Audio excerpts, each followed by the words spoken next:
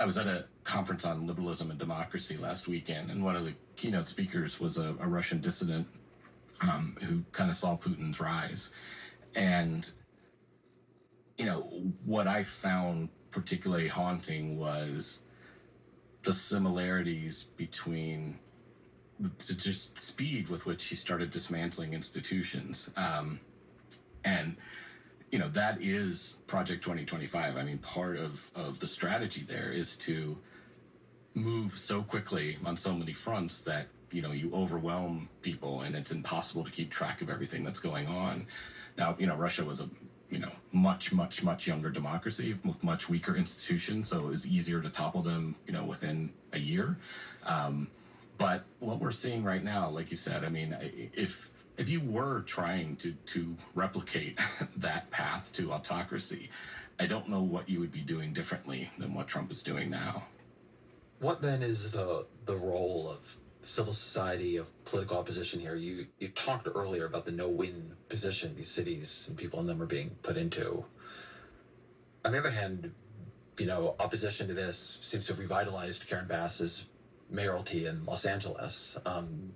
Seems to have, lit a fire under Gavin Newsom in interesting ways. You said you're a bit of a student of history. I don't ever think it's fair to ask people like what like what works in these scenarios. Everything is different and it's all very complicated. But what, when you see civil society and political opposition, when you see them doing X, makes you think, okay, like there's life in this, versus what worries you that we're on the speedway to authoritarian takeover? So I think the least optimistic I feel is when we see these powerful institutions cave and crumble out of fear. So watching the Ivy League schools falter when it's, I think, even the most cynical Supreme Court watchers seem pretty certain that they would win in court, and that these are what Trump is doing to these schools is pretty clearly an attack on free speech, free expression, academic freedom. Watching the law firms cave, which, I mean, the case that they would have in court is even stronger. Watching media companies cave. I mean, the 60 Minutes edit of the Kamala Harris interview was just basic standard journalism, and the idea that, their parent company capitulated over that.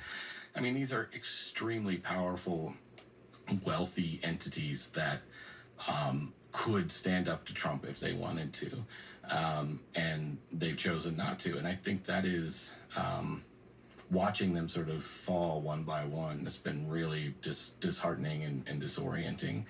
I think sources of optimism. I think the No Kings protest. You had literally, I think the count estimate was around 5 million people around the country had come out. My wife and I were at my parents' place in Nashville, Indiana, at the time, which is a overwhelmingly white rural part of Indiana, and it was a protest with about 100 people, maybe a little less. I mean, the interesting thing to me is that where we're seeing kind of the bravest resistance is from the people with the least amount of power, right? Mm-hmm. You see like the Little League coach in New York who told ICE agents off when they started questioning his kids, his players, about their immigration status. You look at people, there was just an incident where a bunch of kids in backpacks in DC basically ran off a bunch of ICE and federal, maybe National Guard, or probably, it's hard to tell them apart at this point, but federal agents who were there to do immigration enforcement, and literally, school children yelling at them until they had to leave. So, that we are seeing the kind of, inspiring resistance from people with the least amount of power, and who would be easiest for the administration to kind of target. I mean, even sandwich guy, I don't recommend throwing sandwiches at police officers, but, he kind of became a bit of a folk hero after that. Because, I think when you see troops in your backyard, literal troops marching in your backyard, there's a visceral reaction to that. And it's angering. But then also you see the administration's reaction to that, right? Like he wanted to turn himself in. They wouldn't let him. Instead, they had to send a bunch of a SWAT team basically with a video recorder to his apartment so that they could post on social media, that this kind of that sort of resistance was not going to be tolerated.